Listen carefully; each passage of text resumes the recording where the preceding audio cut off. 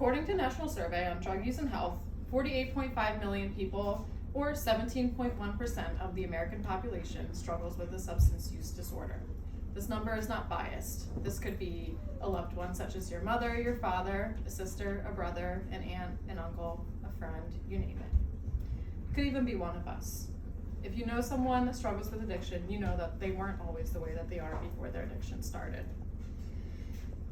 As a teenager, I got myself into a lot of troubling situations and started hanging out with the wrong crowd.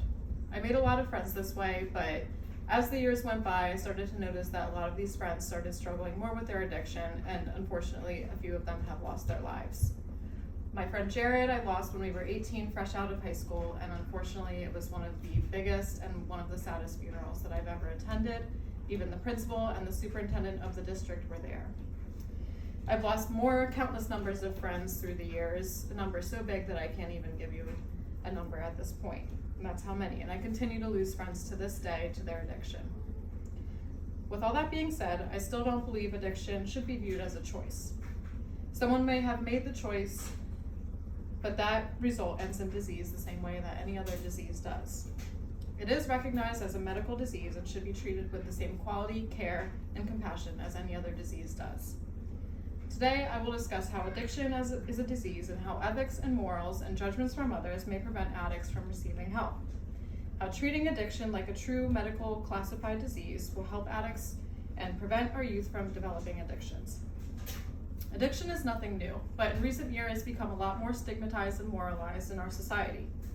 In present times, we're conducting more research, and we're realizing that addiction or being an addict is not something a person just is, but it's a medical issue or disease that they're dealing with, and a disease of the brain.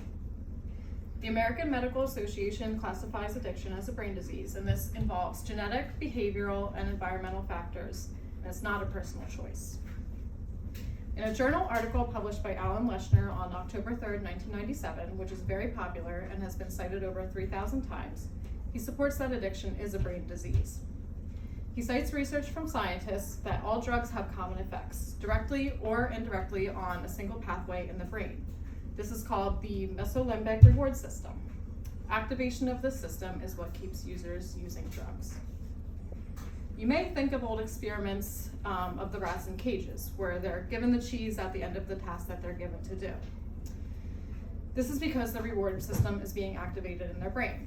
So if this can happen in a rat's brain, imagine what it can do in a drug addict's brain. Alan makes another point in his article where he talks about Vietnam War veterans coming home from the Vietnam War addicted to heroin.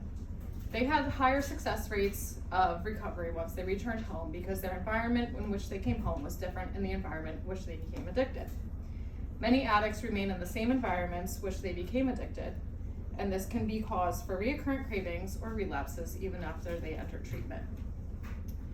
I've touched briefly on how drugs affect the pathways to your reward system to cause disease and the environmental factors that are included. But it's important to talk about how addiction has been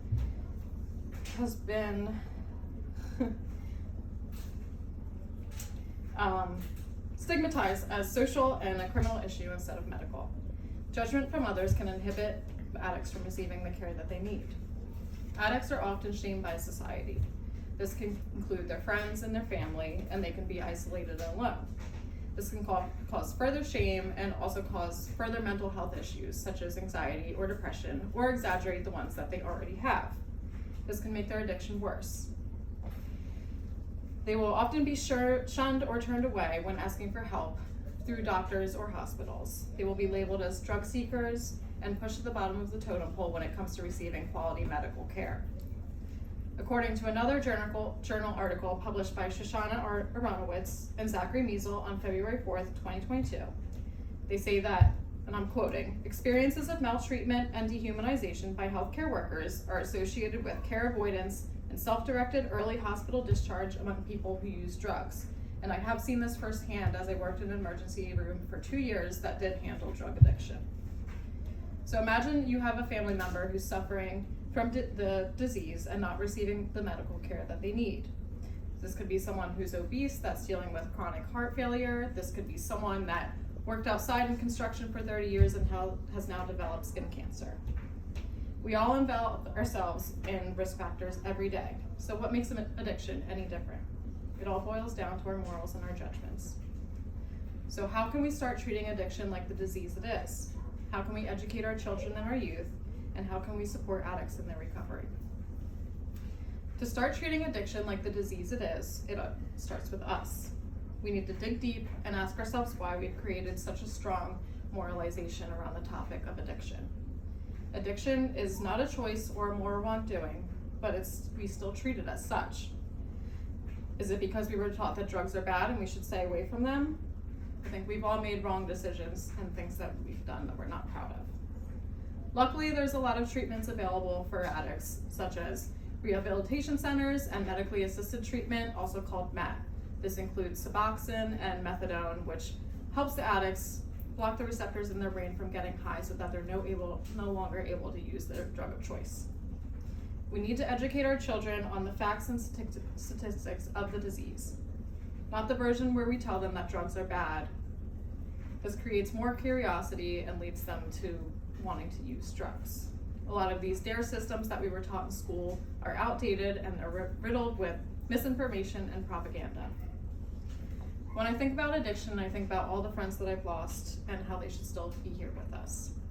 We must offer support, replace punishment with compassion, and isolation with connection. The time to act is now. Every moment is another moment that we're losing to someone from addiction. So let's stop to think about it for a moment. Addiction will always be a brain disease caused by the effects of drugs on the brain pathways that are wired for reward. Without care and compassion, addicts will continue to face their stigmatism, that they're criminals or bad people, and this can lead to worse addiction and even death.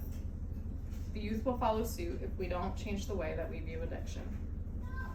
I'm urging you to reconsider how you view addiction.